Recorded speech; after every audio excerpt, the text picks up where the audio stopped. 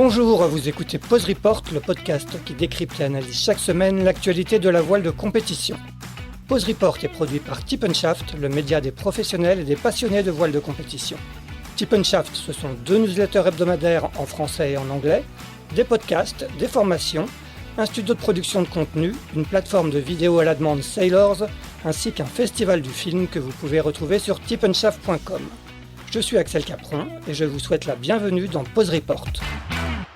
Bonjour à tous et bienvenue dans ce 173e épisode de Pause Report, le podcast hebdomadaire de Tip & Shaft qui explique, décortique, décrypte et analyse l'actualité de la voile de compétition sous toutes ses coutures en compagnie des meilleurs experts.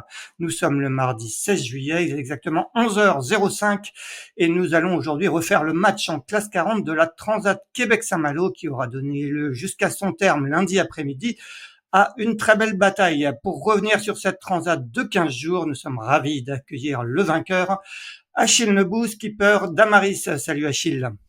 Salut. Nous recevons également le deuxième, Fabien Delahaye, qui a pris donc la deuxième place sur le galet. Salut Fabien.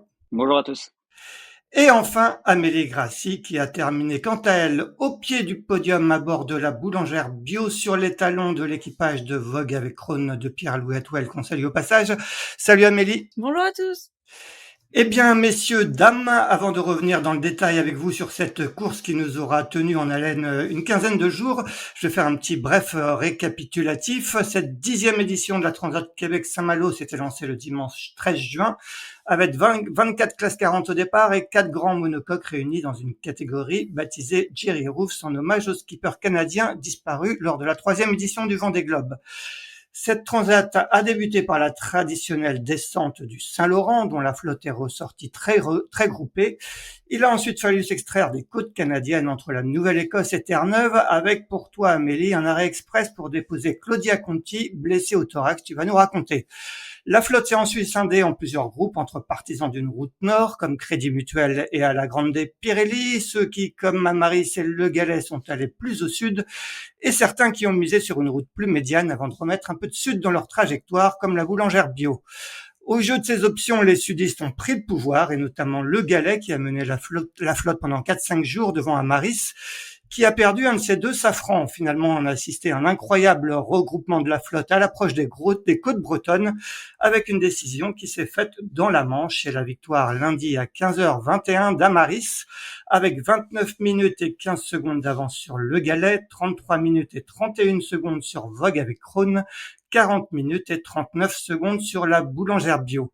Les 11 premiers ont terminé en moins de 1h40 pour une transat qui aura duré 15 jours. Ça montre l'intensité de cette régate. On rappelle qu'Achille, tu faisais équipe avec Gilles Damaé et Alan Roberts. Fabien avec Corentin Douguet, Henri Le Chartier et Benjamin Schwartz. Amélie avec Marie Rioux, Anne-Claire Lebert et donc Claudia Conti que tu as débarqué à Saint-Pierre et Miquelon. Voilà pour ce bref résumé de cette Transat Québec-Saint-Malo. On va rentrer maintenant un petit peu dans le détail. Je vais peut-être d'abord vous demander à tous les trois dans quel état vous êtes à moins de 24 heures après l'arrivée de cette Transat qui aura été très très intense. On va commencer avec le vainqueur Achille. Oh on est encore un peu fatigué parce que comme tu l'as dit, c'était une course très intense de bout en bout. Après, en équipage, c'est vrai qu'on arrive quand même à se reposer pas mal. Donc voilà, on a quand même bien dormi pendant la course, mais les dernières 24 heures ont été assez intenses, donc pas beaucoup de sommeil. Donc voilà, et puis quand on atterrit après 15 jours de mer, c'est toujours une sensation un peu particulière. Donc on met quelques jours à s'en remettre. Fabien. Ouais, on est un peu dans le flou quand on arrive, c'est sûr, d'une aventure comme ça, de 15 jours de course intense, c'est moralement c'est dur, notamment la fin, c'est très intense. Et puis quand on se fait rattraper par la réalité à terre, c'est une autre histoire. Donc voilà, c'est un peu le flou en arrivant au ponton, on décompresse un peu tous. Et puis cette première nuit là qu'on vient de passer, forcément c'est un bon soulagement parce qu'on se remet à bien dormir, à bien manger. Et ça fait plaisir. Donc non, on va mettre un peu de temps à s'en remettre quand même. Bon, Amélie, cette première nuit à terre, elle a fait du bien? Ouais, carrément. Un peu comme Achille, je dirais qu'on est arrivé pas si fatigué à la pointe bretonne parce que c'est de l'équipage et qu'on arrivait à bien se relayer. Par contre, les dernières 24 heures en approche Bretagne et qu'on tournait pour arriver jusqu'à Saint-Malo, ça c'était assez sollicitant avec peu de phases de repos. Donc ça faisait du bien de pouvoir faire une bonne nuit à terre. Bon, on va revenir un petit peu sur le scénario de cette Transat Québec-Saint-Malo qui s'est donc élancée le 30 juin de Québec. On va peut-être continuer avec toi, Amélie. Racontez-nous un petit peu cette descente du Saint-Laurent. On sait qu'elle est souvent racontée, appréciée des marins parce que ça sort un petit peu du cadre que vous avez l'habitude de connaître. Comment ça s'est passé? Est-ce que pour toi, Amélie, c'était une totale découverte? Ouais, c'est vrai que c'est assez ludique comme exercice. C'était totale découverte. Il y avait personne à bord de notre bateau qui avait déjà navigué sur le Saint-Laurent. Donc bon, on s'était fait 2 petites sorties de repérage à Québec à la journée, mais ça représente pas grand-chose à l'échelle de toute la descente du fleuve. Et ça s'est bien passé. Il y avait au final pas tant de surprises parce que c'était possible de bien préparer la descente en amont. Donc on s'est pas forcément fait surprendre. Par contre, c'était très intense. C'est quand même une phase où on s'est assez peu reposé aussi, puisque il y a eu beaucoup de changements de voile et en termes de courant, c'est assez intense aussi. Donc sur les trajectoires, faut en permanence ajuster et faire attention d'être au bon endroit. Donc c'était hyper intéressant. On a beaucoup aimé. On est sorti de là lessivé, mais c'était sympa, ouais.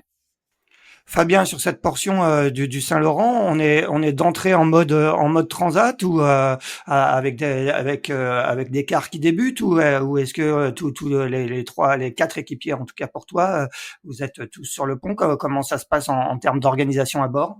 Eh ben, c'est une bonne question. Nous, c'est vrai que c'est une question qu'on s'est longtemps posée à bord, de savoir à partir de quand on change de mode. Nous, on l'a fait dès le début. En fait, on avait la chance finalement la chance. C'est pas une chance, c'est un choix, mais on avait fait le choix de partir à quatre à bord de Le Galet, et au final, ça a été plutôt une force dans le Saint-Laurent pour nous, notamment au début. Enfin voilà, sur le début et même sur la fin, et en fait un peu pendant toute la transat. C'est-à-dire que nous, dans notre fonctionnement de car, il y en a toujours un qui était off, mais qui était 100% off. Ce qui fait qu'au final, dès les quasiment voilà les premières heures après en fin d'après-midi du départ, on a commencé notre système de roulement et notre système de car avec deux sur le pont en permanence, un en stand-by pour manœuvrer et un en complètement off pour se reposer.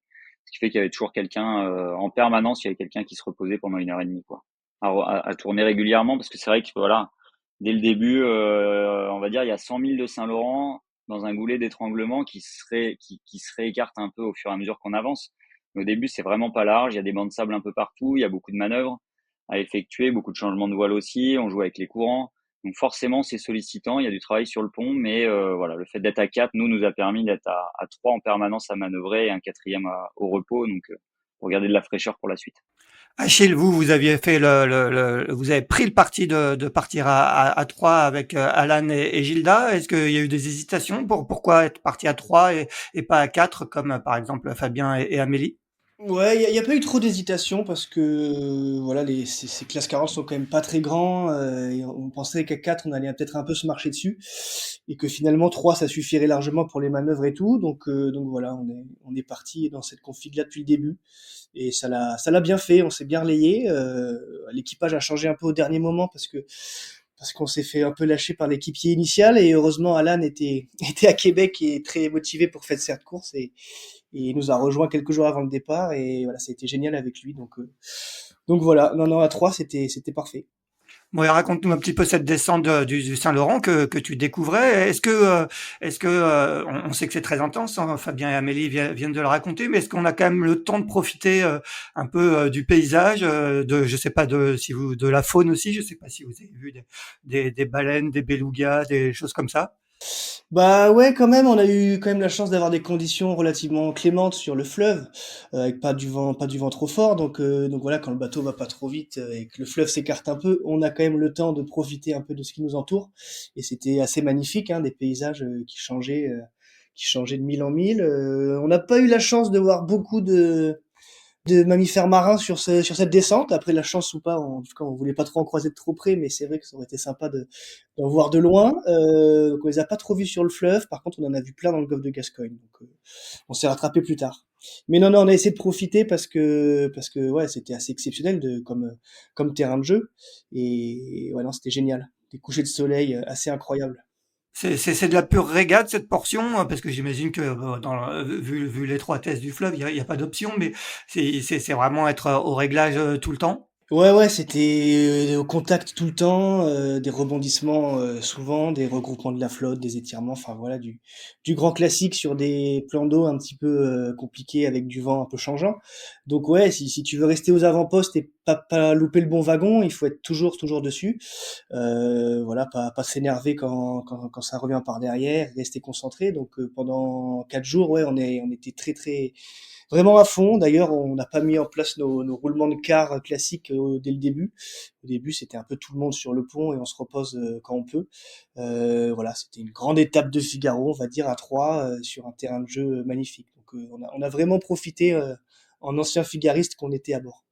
Fabien, raconte un petit peu après la sortie du Saint-Laurent. Est-ce que tout d'un coup le décor change brutalement? Comment ça se passe? Comment on passe, on change de, j'imagine, on change de décor. Il y a tout d'un coup la mer devant vous. Raconte un peu la carte postale de la sortie du Saint-Laurent. Ouais, c'est une vraie aventure cette course, hein. Avant tout, avant d'être une course, c'est un paysage qu'on connaît pas, c'est de la découverte pour tout le monde. J'ai eu la chance de la faire en 2016, donc j'avais quelques repères, et puis j'ai fait le convoyage aussi juste avant pour venir à Québec, de New York à Québec, donc j'avais déjà un peu, voilà, repéré un peu les lieux, donc j'avais pas de, voilà, je retrouvais un peu ce que j'avais vécu les deux fois d'avant. Mais voilà, c'est sûr qu'on part d'une ville très dynamique qui est Québec, avec un accueil formidable. On sort avec de la côte de partout, et puis d'un seul coup, ça s'ouvre un peu. On a un terrain de jeu qui est de plus en plus large. On passe à la bouée spectacle à Rivière-au-Renard, où là, on avait un accueil encore une fois gaspésien de qualité. Tout le monde était là pour nous voir passer. Puis en plus, on passe tous dans un mouchoir de poche, donc c'est juste incroyable. Déjà après 2 jours de course, on est déjà tous ensemble à cette bouée-là. Et puis bah c'est vrai qu'après il y a du champ, mais il y a encore un petit sas intermédiaire qui est le golfe du Saint-Laurent, où on avait un passage, un couloir obligatoire à traverser pour réguler le trafic maritime, pour pas aller naviguer dans les zones de baleines. Donc ça nous mettait encore un petit peu, voilà, ça gardait la flotte finalement compacte, avec vraiment une régate intense, avec au jeu des empannages et des petites bascules. Donc clairement, là, on était encore dans un mode inshore. Et puis après, sortie de golfe de Saint-Laurent, là, on aborde, on va dire, la partie un peu mythique, Terre-Neuve, une zone où le reste de l'année, il y a de la glace, et nous, on navigue là pour notre passage à une période où on peut le faire. Donc c'est juste, enfin voilà, c'est juste assez magique. Et puis après, bah, c'est l'océan qui s'ouvre à nous, quoi. Donc on passe vraiment de, voilà, il y a plein de régates en une là-dedans. Ouais, on a l'impression, Amélie, toi, tu as aussi, j'imagine, apprécié un peu ce cadre, la descente du Saint-Laurent, Terre-Neuve et tout ça. Tu vas nous après nous raconter votre bref arrêt, mais est-ce que cette dimension voyage un peu paysage, tu l'as apprécié? Oui, c'était vraiment appréciable. On a l'impression un peu d'être des explorateurs, découvrir un nouvel endroit, des paysages qu'on connaît pas. Le Saint-Laurent, c'était quand même très particulier avec des vents erratiques et des paysages carte postale. On en a bien profité, oui. Ouais, ouais. Alors, toi, vous avez connu un début de course avec un accident qui est arrivé à bord à ton équipière Claudia Conti. Est-ce que tu peux nous raconter un peu ce qui s'est passé et la décision que vous avez prise à ce moment-là? Carrément, bah, c'était un incident un peu malheureux parce que alors qu'on navigue parfois dans des conditions dangereuses, là, Claudia, elle est tombée dans le capot avant, dans la soute à voile, et en tombant, elle s'est fracturé une côte sur le capot. Et donc ça, c'était à la bouée à la rivière au Renard. C'était un peu, on était un peu déboussolés, je dirais, pendant les 24 premières heures, voire 48 heures, à pas trop prendre la mesure de la chose, parce qu'on était fatigués de la sortie du Saint-Laurent, que c'était dur de se rendre compte qu'elle était vraiment blessée. Et puis finalement, on s'est rendu compte qu'elle avait du mal quand même à évoluer sur le bateau, donc on a fini par envoyer après lecture des documents de course, on comprenait pas trop le cadre, enfin il y avait pas de cadre en fait pour ce genre de problème. Donc on a posé une question officielle à la direction de course et au jury pour comprendre quelles étaient les modalités pour pouvoir faire évacuer Claudia. Et donc pour raison médicale, ils nous ont expliqué qu'on pouvait la faire débarquer, qu'il n'y avait pas forcément de modalité particulière. Et donc là, on s'est organisé avec des contacts qu'on a trouvés vers Terre-Neuve pour qu'on puisse l'évacuer sans solliciter les secours en mer. Et finalement, on a réussi à organiser une rencontre dans une zone déterminée et à l'abri avec un semi-rigide qui est venu la chercher. Et ce qui s'est avéré être la bonne décision parce que donc elle avait bien une côte fracturée avec une possibilité que ça se déplace et que ça puisse abîmer les poumons. Donc en fait c'était essentiel de pas bouger pendant 3 à 4 semaines. Donc voilà, elle est descendue à Terre-Neuve, c'était un petit peu particulier, très dur de trouver la personne qui venait à notre rencontre parce que conformément à notre imaginaire, c'était très brumeux et c'était super compliqué en fait de trouver le bateau. On s'entendait, mais on se voyait pas pendant de longues minutes. Et voilà, un peu un fait de course un peu étonnant puisque un équipage, c'est tout un équilibre qu'on a pensé en amont et de se retrouver à un tiers de la course à débarquer une des équipières, c'était un peu déroutant. Et quelles sont les nouvelles de Claudia? Et ben, elle ne bouge toujours pas beaucoup. C'est très douloureux. Elle a été rapatriée en Europe ou elle est... Carrément, elle a été prise en charge aux urgences immédiatement et puis ils ont organisé un rapatriement sanitaire et voilà, elle continue la prise en charge de retour en France et puis ça demande quand même beaucoup de temps de repos et certaines semaines d'immobilisation au début pour que la fracture puisse se remettre correctement. Mais elle va bien. Elle souffre, mais elle va bien. Tu le disais à l'instant, du coup, vous passez de 4 à 3 équipières. Comment on se réorganise dans ce cas-là? Il faut changer, j'imagine, tous les systèmes de car dont Fabien parlait tout à l'heure. Comment vous vous êtes réorganisé? Ouais, comme l'expliquaient les gars, on avait passé beaucoup de temps à réfléchir à comment on allait fonctionner à 4. Donc tout ça, ça tombait un peu à l'eau. Je me suis réveillée, on a tout de suite essayé de se reposer chacune notre tour puisque organiser l'évacuation, ça demandait pas mal d'énergie. Et je me suis réveillée d'une sieste et Marie avait griffonné un brouillon de nouveau quart sur un petit bout de papier et on est parti là-dessus. On a assez vite retrouvé notre rythme en fait, hein, parce que c'est une course que beaucoup ont faite à 3, notamment Achille, et ils ont gagné, donc ça marche très bien. Ça nous a juste demandé 24 heures pour se remettre dans le droit chemin et comprendre un peu comment on allait fonctionner. Ouais, tu estimes que vous avez perdu à peu près combien de temps dans cette évacuation? En soi, pas tellement. Au début, on pensait perdre pas mal de temps parce qu'il fallait qu'on aille se mettre à l'abri très proche des côtes pour débarquer Claudia. Et le fait est que la météo a un peu évolué et qu'on s'est retrouvé à naturellement passer assez proche des côtes.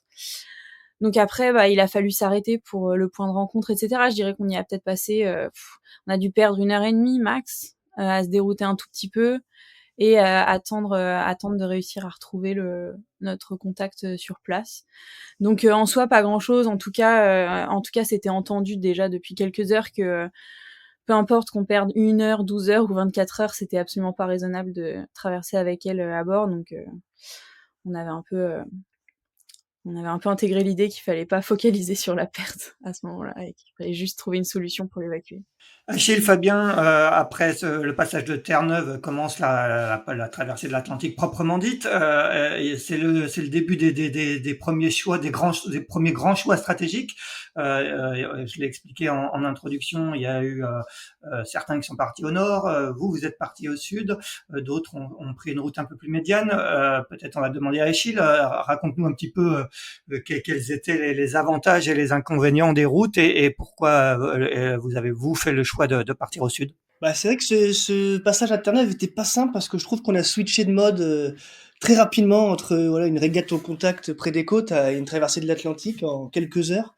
En plus dans du vent qui se renforçait un peu, donc c'était pas forcément évident à ce moment-là de faire de la météo. Donc il a fallu faire un choix très rapide avec des bateaux qui sont partis un peu dans tous les sens très rapidement.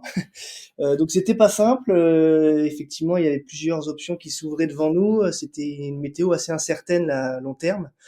Donc c'est jamais simple dans ce cas-là de faire un choix. Voilà, il y avait des routages qui montraient des options nord gagnantes, mais à très long terme sur choper des dépressions assez nord dans une semaine. Ça nous semblait un petit peu osé et risqué à ce moment-là d'investir autant dans une option, alors que l'option sud nous promettait 4 jours de portant dans le vent fort au nord d'anticyclone, c'était sûr, pour quasiment traverser la moitié de l'Atlantique dans des super conditions. Donc voilà, nous c'est ça qui nous a fait choisir cette option sud, c'était qu'on avait quelque chose de certain dans les 3-4 jours devant nous, et qu'ensuite on espérait pouvoir continuer notre progression vers Saint-Malo au point où on en serait, mais voilà, on n'a pas voulu investir trop tôt dans la course. Et j'avoue que quand on a vu que l'équipage de Fabien nous accompagnait, ça nous a bien rassuré parce que on savait la qualité des navigateurs qu'il y avait à bord et se dire qu'ils avaient fait un peu la même analyse que nous, ça nous a bien rassuré et boosté. Et d'ailleurs, on s'est pas quitté d'un mille pendant pendant 10 jours ensuite après ça. Donc voilà, c'était une belle bataille. Ça s'est révélé payant au final, mais pas de grand-chose, hein. C'était quand même une situation météo vraiment pas simple. Les modèles patinaient un peu, quoi. Donc bon, il fallait être opportuniste au bon moment.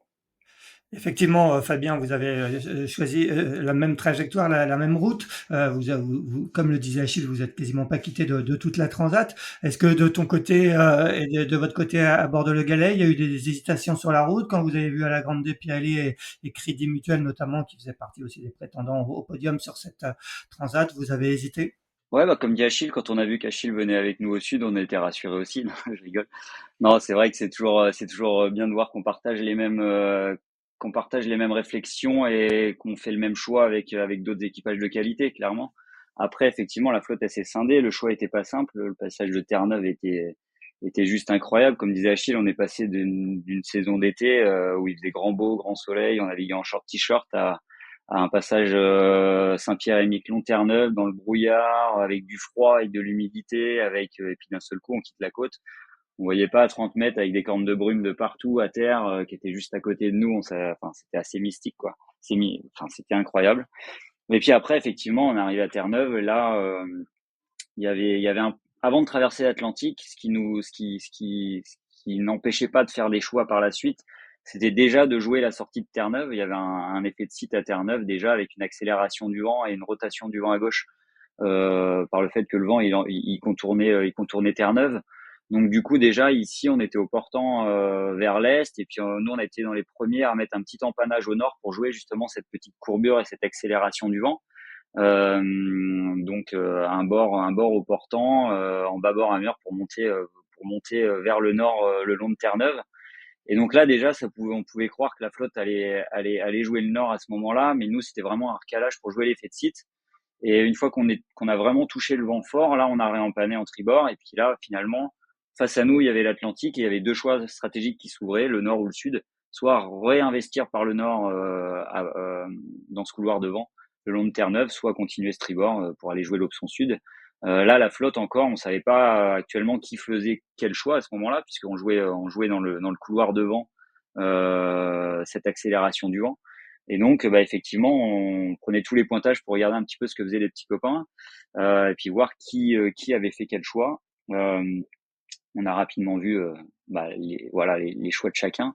Mais nous, c'est clair que à bord, la réflexion, elle a été de se dire, bah, comme l'a dit Achille, hein, en fait, on avait deux scénarios qui s'ouvraient à nous finalement. Le milieu de l'Atlantique, il était bouché par une zone sans vent, par un gros anticyclone. Par contre, ce qui pouvait nous permettre de progresser, c'était soit une dépression tropicale qui naissait au milieu de l'Atlantique sud, au milieu de l'Atlantique un peu dans le sud, sur cette option sud, qui allait finalement on attrapait le train de cette dépression pour traverser l'Atlantique. Mais ça reste une dépression tropicale naissante dans un front et donc bah il y a aucun des modèles, même à 24 heures, qui savait la positionner exactement, savoir à quelle intensité elle allait se creuser et savoir à quelle vitesse elle allait se déplacer et vers où. Donc ça, c'était très compliqué de le savoir. C'était le problème de cette route sud. Ça allait être d'anticiper cette dépression tropicale. Et puis, il y avait l'option nord. L'option nord, c'était quoi? C'était au final monter dans le nord, investir dans de la molle, finalement, dans pas de vent, pour attendre qu'une dépression, 3 à 4 jours après, arrive par le nord, arrive par l'ouest, le nord-ouest Ouais. finalement, pour nous faire traverser l'Atlantique. Malgré tout, la problématique des deux options était la même, c'est que bah 6-7 jours, il y avait cette dorsale anticyclonique au milieu de l'Atlantique qui nous empêchait de progresser vers l'Europe. Et donc le nord finalement, c'était bah, j'attends le train de la dépression qui est dans 4 jours pour traverser l'Atlantique et buter dans la Molle. Et puis il y avait cette option sud qui était finalement tout l'inverse, c'est qu'on mise pas sur quelque chose à 4 jours, mais au contraire, comme le disait très bien Achille, on avait du vent pendant 4 jours pour progresser vers le sud et pour investir vers le sud, puisque finalement passer par les Açores, c'est quasiment 800 000 de route en plus à faire par rapport à la route nord. Donc on se rallonge énormément la route et pour ça il faut du vent et il faut progresser vite.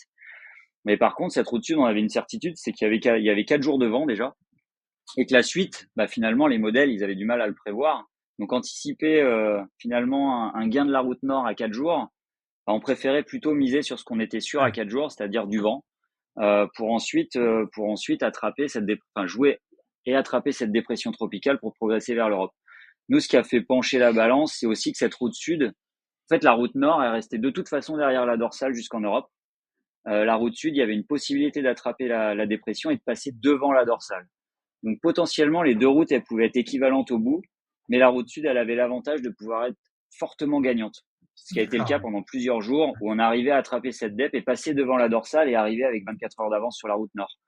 Et donc, nous, le choix, il s'est porté là-dessus, c'est que à finalement un résultat équivalent possible entre le nord et le sud, il y avait une chance, en tout cas, d'avoir une route sud très très gagnante. Et donc, on a fait le choix d'aller chercher ce petit plus possible par le sud.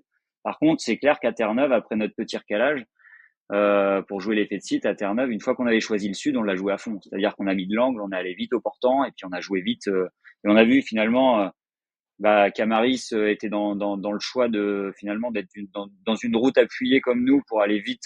Finalement en tribord jouer le sud. Et là clairement ça surmotive, ça conforte dans ses choix. On a vu que le reste de la flotte partait pas du bon côté, partait de l'autre côté. Ce qui nous a aussi rassuré puisque finalement très rapidement les pointages du soir, les actualisations météo du soir et du lendemain matin nous donnaient avec 24 heures d'avance à l'arrivée. Donc clairement, si on arrivait à attraper cette dépression-là, on pouvait être largement gagnant. Donc il fallait jouer son coup à fond. Ouais, bien sûr.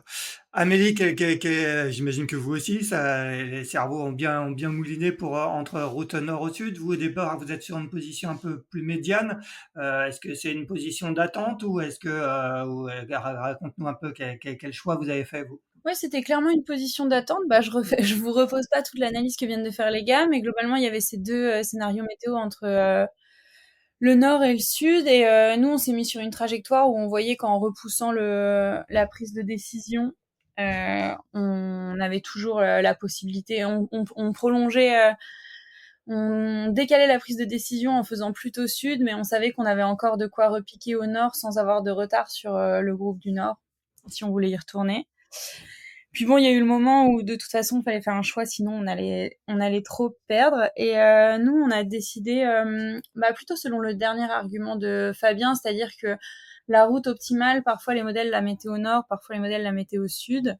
Déjà, plus on attendait, plus c'était le sud. Et puis surtout, lorsque la route optimale passait au nord, elle avait pas un grand avantage sur le groupe qui serait passé au sud à ce moment-là. Tandis que si on passait au sud et que c'était ce qu'il fallait faire, on pouvait effectivement arriver beaucoup plus tôt que ceux de la route du Nord. Donc en fait, il y avait pas beaucoup de gains dans la route Nord et par contre, il y avait potentiellement beaucoup de pertes si jamais le groupe du Sud passait. Donc on a fini par miser sur le vent qu'on pouvait avoir pendant 3-4 jours et en espérant pouvoir passer devant la dorsale. Mais c'est comme ça qu'on a décidé. On a pris la décision trop tard. On est content d'avoir finalement basculé du bon côté, mais idéalement, il aurait fallu décider plus tôt comme les gars. Je pense qu'on était encore un peu sonnés de notre histoire de débarquement et tout, et j'étais pas hyper sereine dans les prises de décision à ce moment-là, pas encore très réancrée dans le rythme de la course. Du coup, on a un peu traîné, mais effectivement, heureusement qu'on a fini par basculer au sud. Achille, à ce moment-là de la course, vous avez commencé, je crois qu'il y a eu un moment où vous avez des conditions très engagées. Vous avez perdu un safran. Raconte-nous un petit peu, est-ce que c'est lié aux conditions engagées ou raconte-nous un peu déjà les conditions de navigation que vous avez eues à ce moment-là et raconte-nous un peu la casse, cette fameuse casse. Ouais, c'était pas si engagé que ça, hein, parce que on avait du vent 20-25 nœuds, mais on avait une mer très propre, on va dire, avec pas de houle pas très haute et une mer plutôt rangée, donc des vitesses de bateau vraiment sympa. Après nous, ce qui était vraiment chouette, c'est que on avait l'équipage de Le Galet vraiment à vue et on s'est tiré la bourre comme des fous pendant plusieurs jours. Ça nous a tiré vers le haut, je pense.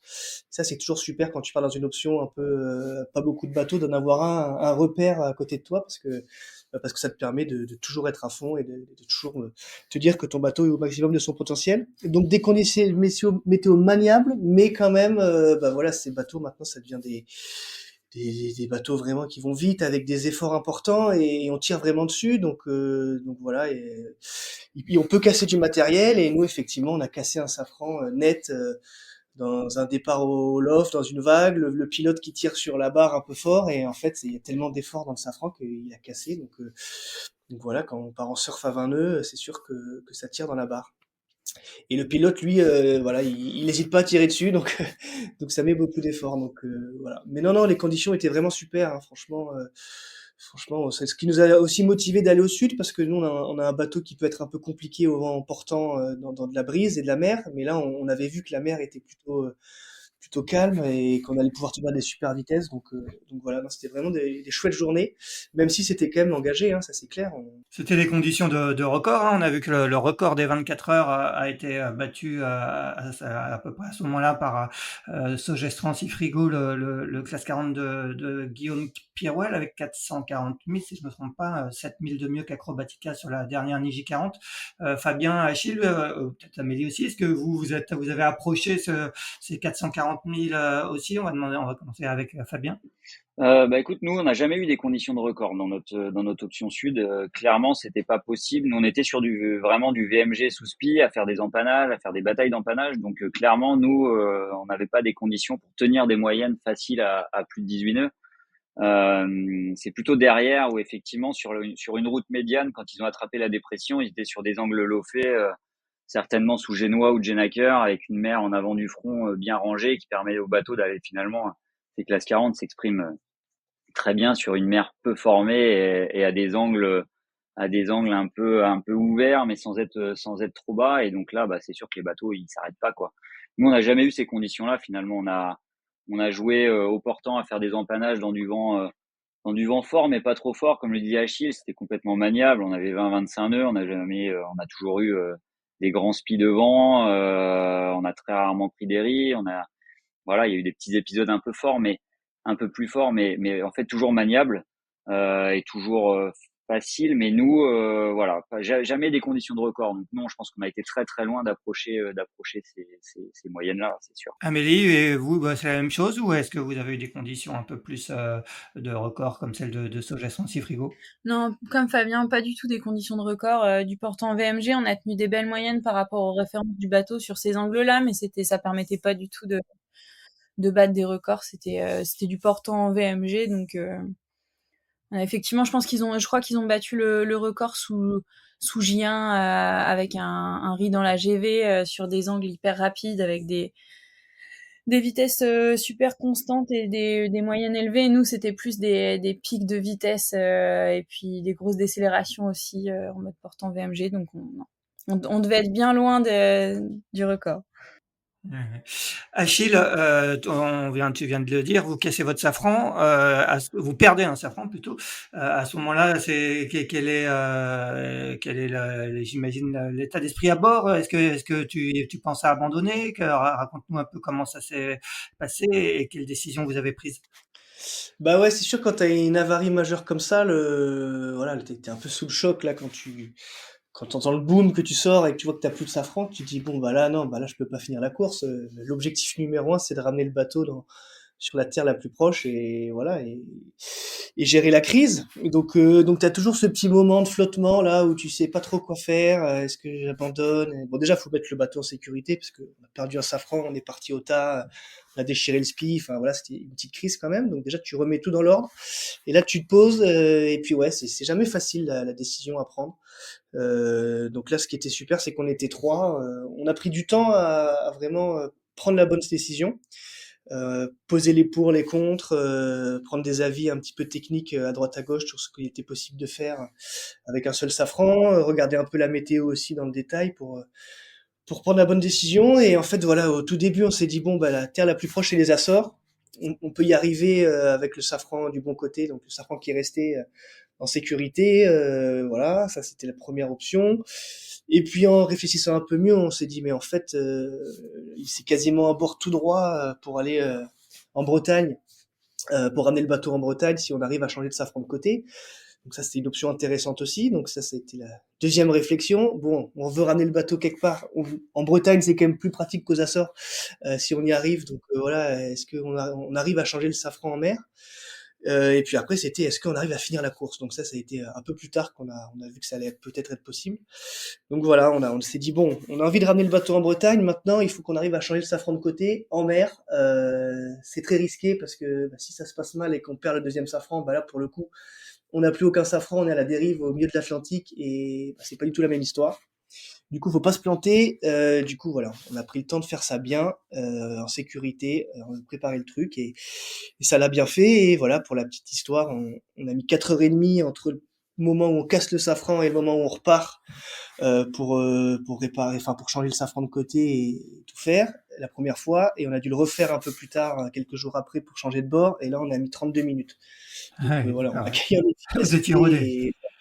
Ouais, on a bien étudié le truc. Bon, il y avait des conditions un peu plus faciles pour le faire aussi la deuxième fois, mais en tout cas, on avait bien étudié le truc, bien préparé, tout anticipé. On avait bien compris ce qu'il fallait faire et ça allait beaucoup plus vite. Donc voilà, ouais, c'est sûr qu'on se dit, bon, on a mis 4h30 à prendre la décision de quelque chose qu'on aurait pu faire en 30 minutes. C'est dommage, mais dans ces moments des peu état de choc, là, on réfléchit un peu bizarrement. Il faut le temps de se poser, voilà, de réfléchir, parce que c'est pas facile pour notamment le skipper qui est responsable du bateau, du matériel et de son équipe de prendre la bonne décision, quoi. Je sais qu'à bord, on n'était pas forcément tous les mêmes envies et les mêmes objectifs après la casse du bateau. Donc voilà, il faut discuter, il faut argumenter et puis prendre la bonne décision. Donc voilà. Après, c'est sûr que on a eu quand même pas mal de réussites. On a quand même cassé le safran à 1300 milles de l'arrivée, ce qui est beaucoup, quasiment à mi-course. Et on l'a changé que 2 fois de bord pour rejoindre l'arrivée. Donc c'est assez incroyable de faire que 2 bords sur 1300 milles. Donc voilà, on a profité de cette opportunité pour repartir en course et en plus repasser de devant. Donc c'était assez fou comme scénario. S'il y avait eu que du prêt jusqu'à la Bretagne, je pense que là, pour le coup, vous auriez mis le clignotant et vous seriez arrêté aux Açores. Ah bah ouais, complètement, que du pré ou que du portant fort comme on venait de Oui. faire, des empannages, c'était ingérable. Ou bien des conditions météo avec du reaching changeant des deux bords. Enfin voilà, ça l'aurait pas fait. Là voilà, on avait un changement à faire au moment de la casse et au début ça suffisait pour rejoindre la Bretagne sur les fichiers. On allait en Bretagne sur un seul bord, ce qui était fou, ce qui nous a d'ailleurs fait un peu choisir cette option-là. Ensuite les fichiers météo ont un petit peu changé et on a dû refaire un changement un peu plus tard, mais ouais non, c'est très peu et ça a été une belle opportunité. Donc voilà. Mais c'est vrai qu'à un moment, on va vers les Açores et on se dit, bon, c'est la terre la plus proche et on se fera amener un safran là-bas et on rentrera en France plus tard. Mais en termes de logistique, moi, ça m'arrangeait pas pour retrouver ma fille rapidement. Donc ça aussi, J'imagine. c'est dans la balance de dire, bon, peut-être que je peux arriver plus vite en changeant de safran de côté et rejoindre la Bretagne plus vite. Et on rappelle que tu es jeune papa. Fabien, à ce moment-là, vous êtes vraiment, comme je disais, au contact avec Amaris. Est-ce que vous vous rendez compte qu'il se passe quelque chose parce qu'ils ont perdu un petit peu de temps à ce moment-là? Est-ce que vous êtes informé de ce qui leur arrive et est-ce que ça vous donne un coup de boost quelque part, même si on se réjouit jamais du malheur des autres, mais quand on fait de la régate, on a aussi envie de gagner. Ouais, bah comme tu dis, enfin, on n'espère jamais le malheur des autres, hein. Là, on était dans une belle bagarre à vue, hein, clairement, avec Amaris. On était à ce moment-là, on était revenu à 3000 et demi, on était un peu en arrière au vent et voilà, on était en bâbord, les deux bateaux, dans du vent 20-25 nœuds, voilà, bien rapide. Et puis bah donc on est à vue. En plus d'être à vue, on est aussi en portée AIS, donc on a nos petits outils pour comparer les performances des bateaux.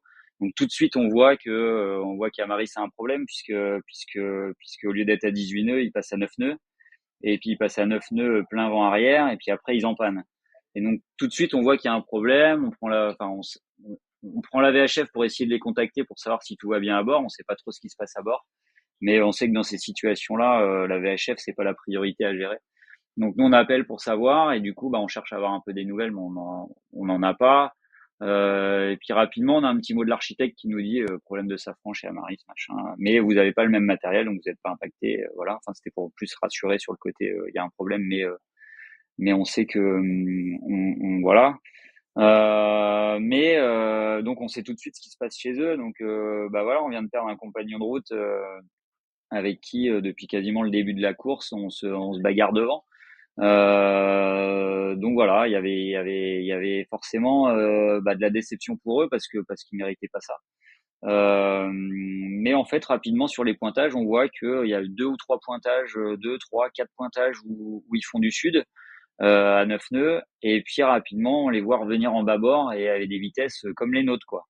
Donc on voit très bien il s'est passé quelque chose à bord, qu'ils ont réussi à changer à réussir l'exploit de changer le safran dans 25 nœuds et de la mer formée. Ça c'est un dossier, on pensait pas que ça allait être possible en mer. Déjà c'est un dossier à terre. Alors le faire en mer, ça nécessite un peu de réflexion, de préparation et d'exécution quand même. Donc là chapeau. Et puis la suite on l'a vu, ça a été assez incroyable, un scénario favorable et une gestion de leur part qui fait qu'ils gagnent et qui méritent amplement cette victoire. Ouais, on va revenir sur ce scénario final. Amélie, à ce moment-là de la course, donc on est à peu près le 9-10 juillet, donc Fabien et Le Gallais sont en tête. Toi, tu es à une petite centaine de milles derrière du groupe de tête. Dans cette position, qu'est-ce que tu te dis? Est-ce que quand tu vois les conditions qui vous attendent jusqu'à la Bretagne, tu te dis qu'il y a encore des coups à jouer, qu'il y a possibilité de remonter? Raconte-nous l'état d'esprit à bord de la Boulangère Bio à ce moment-là de la course. À ce moment-là, nous, on se dit encore que tout est possible sur la course. On voyait bien sur les conditions météo en plus que plus tard on allait se regrouper, donc de toute façon rien n'est joué. Et puis les problèmes, ça peut arriver un peu à tout le monde. Nous, à ce moment-là, on a déchiré notre spi médium, qui était un petit peu l'arme nécessaire pour faire des bonnes moyennes à ce moment-là. On l'a déchiré une première fois, on l'a affalé, réparé, renvoyé, puis il a fini par complètement exploser. Donc voilà, on se dit que chacun a son petit lot d'embûches. C'est vrai qu'on était assez impressionnés quand même par la détermination d'Amaris, parce qu'on s'attendait pas à les voir repartir aussi fort après avoir appris qu'ils avaient perdu en safran. Mais oui, on était plutôt dans un état d'esprit encore à l'attaque, pas jusqu'au bout de la course. Donc Ouais, ouais. Quand on entend justement les avaries des autres, donc celle d'Amaris, on a eu Acrobatica qui a malheureusement percuté un cargo. L'équipage a dû a dû évacuer sur le canot de sauvetage avant d'être récupéré par le cargo en question. À la Grande Pirelli qui a eu des problèmes structurels. Est-ce que quand on est en mer comme ça refroidit un petit peu? Comment on réagit quand on entend les avaries des autres, Amélie? Donc, je pense nous, on a surtout redoublé de vigilance, notamment pour l'incident d'Acrobatica qui nous a bien refroidi dans la mesure où dans la dépression qui a suivi, on a pris du vent fort auprès et ça a arraché notre antenne VHF AIS. Donc on voyait plus tellement les cargos et les autres bateaux. Alors les petits bateaux vraiment plus du tout, et les cargos au dernier moment et avec aucune capacité d'échanger en VHF, sauf à être à moins d'un mille des bateaux avec qui on voulait parler. Donc on a quand même redoublé de vigilance sur tout ce qui est veille. Après les avaries, non, bon, en soi, on sait que ça fait quand même un peu partie du jeu. Le but, c'est de pas être trop abattu quand il nous arrive quelque chose, parce que c'est un des paramètres. Puis généralement, en discutant avec les uns les autres aux arrivées de course, on se rend compte que chacun a eu son lot de petits soucis et que ça fait partie de la perf que de savoir les gérer. Donc ça nous a pas plus inquiété que ça sur ce qui pouvait se passer. Côté avarie, juste, ça fait des petites piqûres de rappel sur la vigilance dont il faut faire preuve dans les grosses conditions, parce que c'est quand même pas anodin. Fabien, vous attaquez le golfe de Gascogne, vous êtes encore en tête, mais vous voyez que derrière ça revient, même les partisans de l'option nord finalement recollent aussi. Quelle est l'ambiance à bord? J'imagine que quand on a compté 30, 40 000 d'avance sur ses poursuivants et qu'on était solidement installé en tête, ça fait pas plaisir. Est-ce que vous avez vite compris que ça allait revenir par derrière? Ouais, c'est sûr que en fait très rapidement on routait nos concurrents, hein, les concurrents du nord, les concurrents du sud. Nous c'est sûr qu'à un moment on avait quand même pas mal d'avance. Il y a toujours eu Vogue avec un Krone pas très loin de nous, notamment jusqu'au passage de la dépression. Nous quand on fait le choix d'aller dans le centre de la dépression tropicale là qui était très active, avec une zone très orageuse où on a pris entre 0 et 45 nœuds en quelques secondes. Enfin, ça a été 2 moments très chauds où là, on peut casser du matériel. C'était vraiment intense dans cette dépression-là. Mais en sortant de cette dép-là, effectivement, on a 50 000 d'avance sur le deuxième, qui est Krone très sud avec Amaris.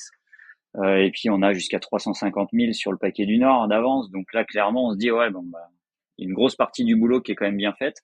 Mais en fait, très rapidement, en routant tout le monde, on voit très bien que les routages, ils arrivent en même temps à Ouessant.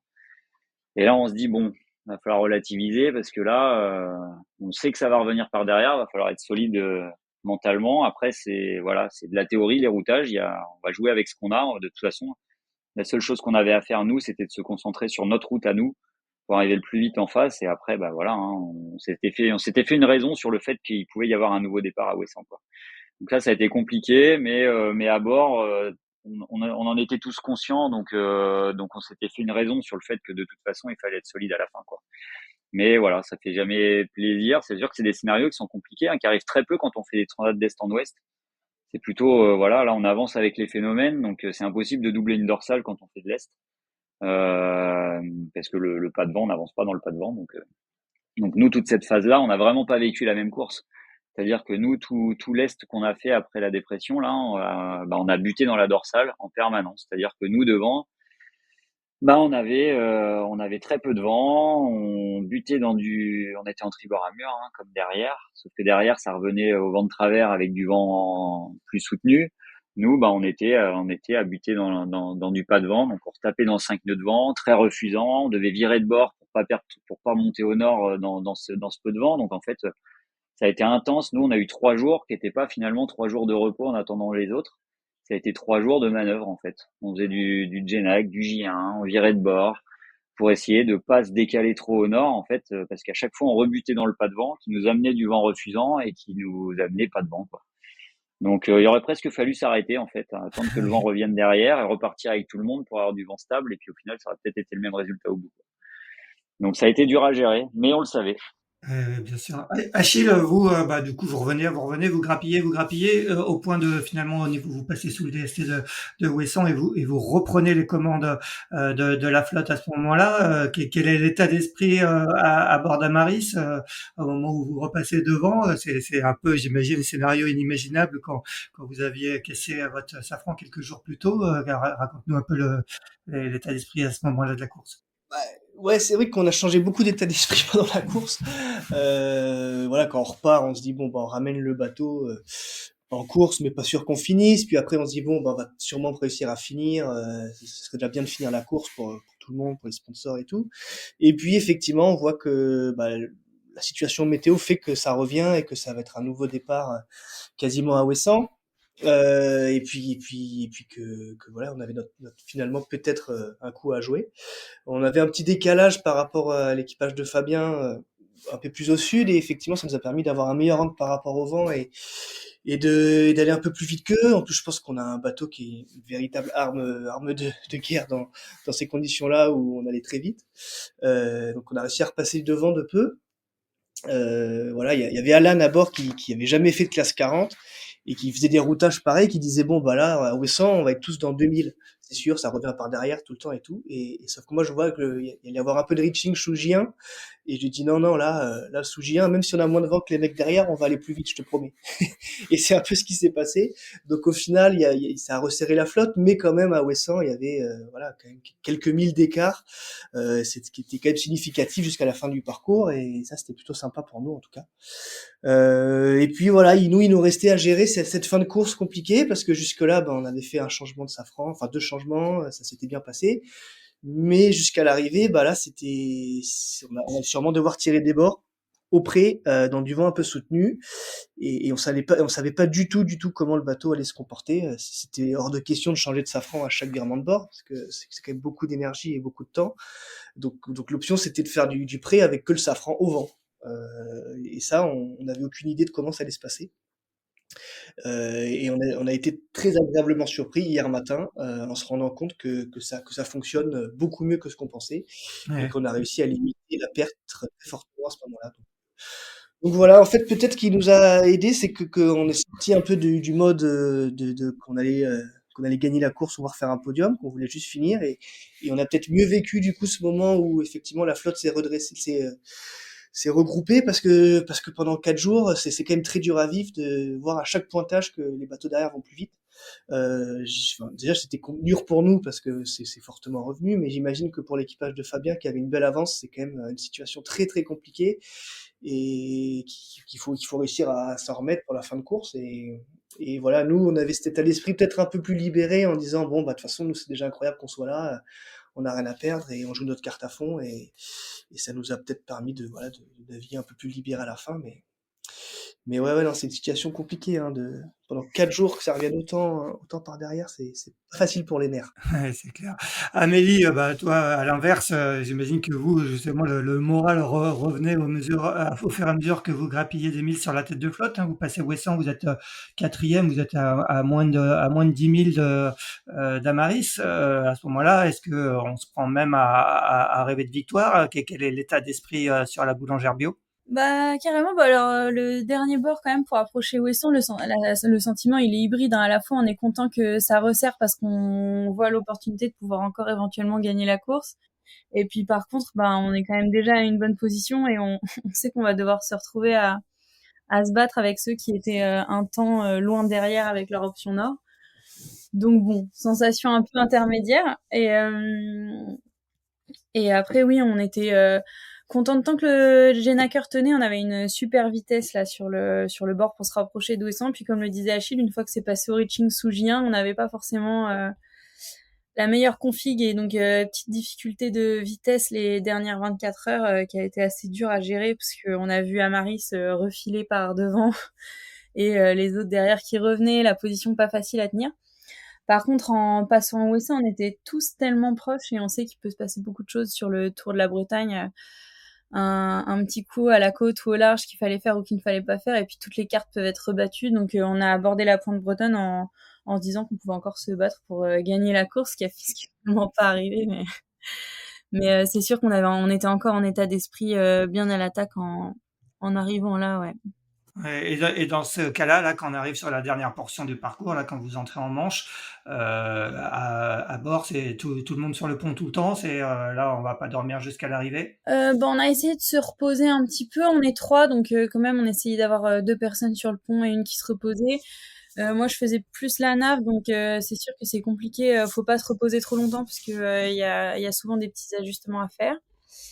Non, mais on n'a pas beaucoup dormi quand même. On a essayé de bien se reposer jusqu'à Ouessant et ensuite chacun a pu se poser de temps en temps un petit peu quelques minutes, mais c'était des phases de repos assez courtes quand même. En plus, on avait cette difficulté pour l'exercice final. On avait perdu l'antenne VHF AIS, comme je disais dans la dépression, et c'est sûr que généralement c'est un bon outil pour ces petites régates au contact où on se voyait pas parce qu'on a fait une partie dans la nuit noire, puis ensuite quand même des grains et un mur de pluie le lendemain, donc on voyait pas nos concurrents. C'était compliqué de les voir à l'œil nu et on n'avait pas, on avait plus ce petit logiciel qu'on a à bord, Winbag, qui nous fait remonter les positions et les choix de chacun, voir leur vitesse, leur positionnement. Donc on essayait d'actualiser un peu sur Marine Traffic, comprendre qui passait où. Mais c'est quand même des situations où c'est important d'avoir et sa stratégie globale à soi et quand même de faire beaucoup normalement de placements par rapport à la flotte. Et donc on a dépensé et perdu de l'énergie là-dedans. Ouais, je comprends bien. Fabien, sur cette dernière portion, on est vraiment en mode Figaro, surtout sur une portion de parcours que vous avez emprunté 1000 fois en Figaro. Achille, c'est la même chose. Raconte-nous comment tu as vécu ces derniers 1000 et à quel moment tu as compris que vous n'alliez pas pouvoir recoller sur un Maris. Bah ouais, c'est sûr que cette dernière portion, quand on passe Ouessant et qu'on se rapproche de la côte bretonne, on a du vent de sud, donc le vent de sud c'est très perturbé sur la côte nord bretonne. Il y a des couloirs d'accélération, il y a des zones de dévent, il y a le vent qui est changeant en fonction des baies dans lesquelles on passe, il y a le courant qui est fort. C'est dur de trouver d'adapter le bon curseur, de savoir exactement où se placer dans la trajectoire. Donc effectivement, il y a Amaris devant, qu'on avait à l'AIS, mais ils avaient pris quand même un peu d'avance. Il y avait 5000, il y a eu au minimum, on est redescendu à 4002 derrière eux, mais en fait, on n'a jamais réussi finalement à se rapprocher plus proche d'eux que ça. Et puis derrière nous, il y avait Vogue avec un Krone et la Boulangère. Alors la Boulangère qu'on voyait en visuel, mais qu'on voyait pas à l'AIS. Et Krone qui était pas très loin, qu'on voyait parfois à l'AIS aussi. Donc voilà, il y avait à la fois la tentation d'attaquer sur devant et de protéger sur derrière. Donc c'est pas facile de savoir, voilà, de positionner le curseur. Après, moi à bord, il y avait Corentin Douguet qui a beaucoup de Figaro et qui a de l'expérience de ces coins-là. Moi aussi, de ces coins-là. Il y a Benjamin Schwartz aussi qui était notre navigateur, qui avait pas mal de repères sur ces coins-là. Donc c'est sûr que ça a été 24 heures intenses au niveau météo, au niveau observation, au niveau voilà, à chercher de l'info sur l'ordinateur, à faire de la navigation, de la stratégie.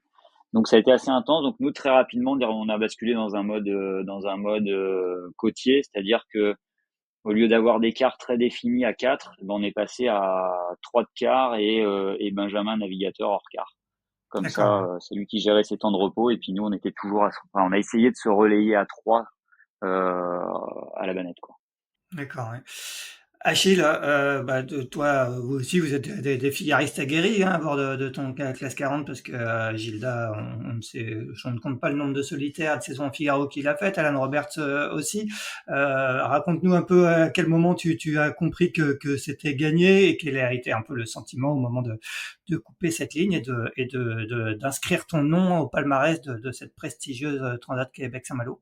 Bah, on a pu se relâcher assez tard parce que nous, c'était la toute fin de parcours qui nous inquiétait avec ce vent de face là pour rejoindre Saint-Malo après l'île de Bréa où on devait tirer des bords dans du vent quand même un peu soutenu. Donc on était assez inquiet de ça. Donc en fait, à un moment on vire de bord avec le safran au vent, on se rend compte que ça le fait bien. On a quand même la chance que la mer soit très plate, que le vent soit pas trop fort, qu'on ait le courant avec nous. Enfin voilà, nous c'était notre stratégie était très claire, c'est qu'on devait faire les bâbords à mur dans les meilleures conditions possibles pour pas perdre trop de terrain. En fait voilà, dès qu'on pouvait faire du bâbord et que c'était maniable, on le faisait. Et parce que au final, on allait chercher une grosse rotation du vent à droite quelques heures avant la fin de course, qui allait nous permettre de rejoindre la ligne d'arrivée en tribord tout droit, pleine balle. Et donc voilà, notre but c'était de faire du bâbord le mieux possible pour aller chercher cette rotation. Sauf que cette rotation, elle met quand même un peu de temps à arriver et il nous reste, je sais pas, 30 000 avant l'arrivée. On voit l'équipage de Fabien qui est revenu pas très très loin derrière et on se dit bon, bah, si on doit faire 30 000 de près avec le clapot qui s'était quand même bien levé, et avec pas mal de bâbord, c'est pas gagné quoi, c'est pas fait. Donc bon, on a eu un petit moment de jubilation quand on a vu qu'on arrivait à faire du bâbord à mur à peu près correct. Et puis c'est un peu retombé à ce moment-là quand on a revu l'équipage de Fabien à vue. Et puis voilà, la rotation de vent qu'on attendait est arrivée d'un coup très rapidement. On vire de bord en tribord et là on voit qu'on est cap sur l'arrivée. Et là on se dit bon, là ouais, là ça commence à sentir bon. On a l'équipage de Fabien 4 piles dans l'axe derrière, on est tout droit sur la ligne. Il reste le chenal à gérer, mais on pense qu'on a assez de marge pour que ça le fasse. Et là, on a commencé à se détendre un peu, mais non, ça a été tendu quand même jusqu'à 2 heures avant l'arrivée, on va dire. Donc voilà, c'était quand même un scénario. Ouais, elle est belle à l'arrivée, cette victoire. Bah ouais, du coup, au final, bon, on n'était pas sûr de gagner tout de suite, malgré avoir le fait de passer la ligne en tête, parce qu'il y avait un équipage derrière qui avait une compensation de temps de 3 heures, une réparation de 3 heures, pour s'être dérouté après que Acrobatica est coulé. Mais en tout cas, on était super fiers de ce qu'on avait réalisé, parce que ouais, je pense que c'est pas tous les jours qu'on fera une demi-transatlantique avec un seul safran et qu'on passera la ligne d'arrivée en tête. Donc non, on a vraiment jubilé en passant la ligne. C'était un grand soulagement parce que bah, ça a été stressant quand même ces dernières semaines de course à regarder les fichiers météo en disant est-ce que ça va passer, est-ce qu'on va pouvoir finir, dans quelles conditions on va pouvoir finir, est-ce qu'on va pouvoir jouer un classement. On savait pas trop quoi, on savait pas trop comment ça allait se terminer. Et donc là le scénario il est idéal. Hein. C'est sûr que forcément on a eu la réussite pour pouvoir finir cette course avec cette avarie. Mais je pense quand même on a très bien navigué, on n'a pas fait beaucoup d'erreurs en termes de placement, on a vraiment fait avancer vite le bateau. Et voilà, je pense que quand même on mérite de terminer aux avant-postes de cette course et je suis super fier d'avoir fait ça avec Alan et Gilda qui ont été vraiment un équipage parfait sur cette course, franchement. C'était super. Amélie, quatrième place à 7 minutes du podium. Est-ce quelle saveur elle a cette quatrième place? Est-ce qu'il y a une petite pointe de déception de ne pas terminer sur le podium ou plutôt une grande satisfaction de terminer quatrième à peu de temps du premier? Bon, si, il y a quand même toujours une petite déception parce que quatrième, c'est un peu vache comme place et puis on y a cru jusqu'au dernier moment parce que même pour aller passer la ligne, il y avait la possibilité de prendre un chenal d'approche ou un autre et jusqu'au dernier moment, on a espéré que Vogue avec un crône puisse prendre le chenal principal et qu'on puisse lui couper le fromage dans les dernières minutes, mais non, il a pris la dernière petite option qu'on s'apprêtait à jouer aussi, donc on n'a pas pu. Mais bon, on est quand même hyper satisfaite avec la sensation du travail bien fait, malgré les embûches sur la route, les petits dégâts matériels, le débarquement de Claudia. On trouve qu'on a bien navigué, qu'on a fait des belles trajectoires. On a fait avancer le bateau autant que faire se peut, donc on est quand même assez fiers d'être là et c'est une super place. On nous aurait vendu ça au départ, on aurait été très contente, donc on est pas du tout déçus. On est plutôt super contente de finir à la quatrième place. Les filles ont très bien navigué, elles ont mis du rythme tout du long et tout ça dans la bonne humeur, donc c'était vraiment une chouette course. Juste pour finir, je vais faire un dernier tour tous les trois. Amélie, on va continuer avec toi. Quelle est la suite du programme maintenant? Toi, il va y avoir encore du classe 40, mais il va aussi y avoir de l'ultime.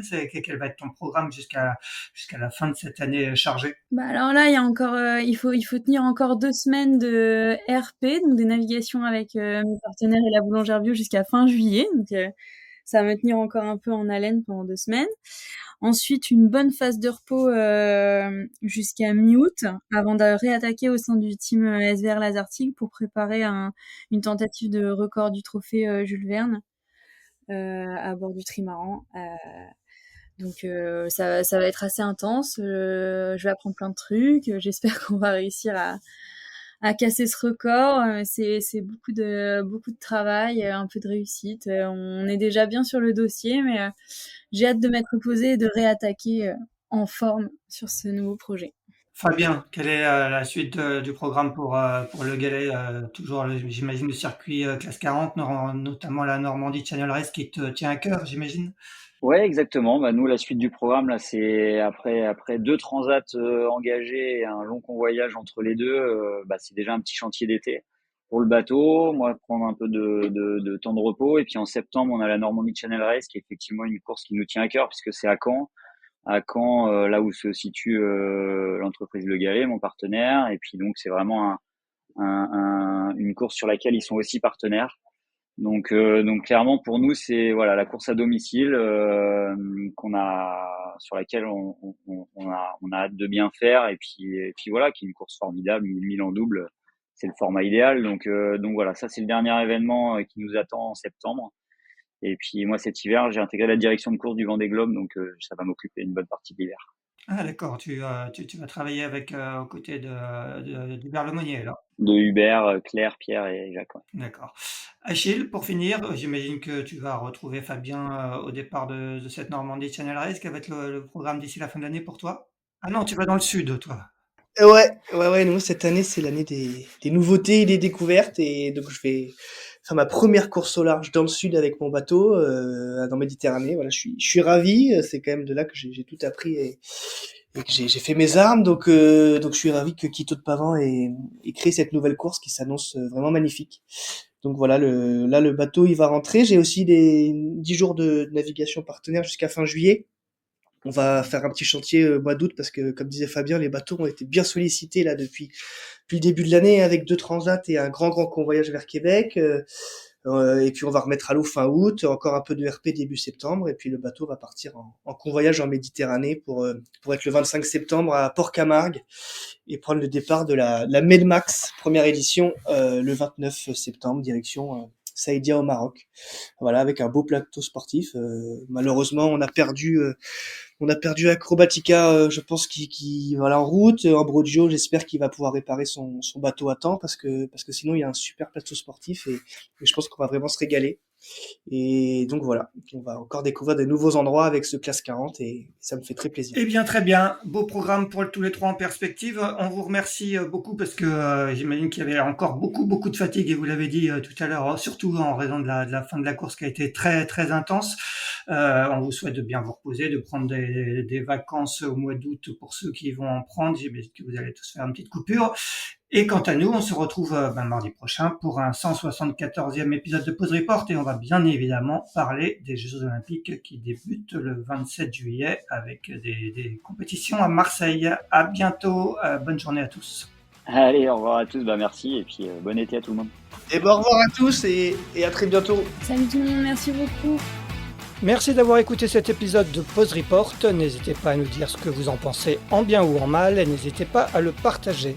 Si vous souhaitez suivre l'actualité de la voile de compétition, je vous encourage à vous abonner à la newsletter de Tip & Shaft, envoyée chaque vendredi à 17h. Pour vous inscrire, ça se passe sur tipnshaft.com. À bientôt!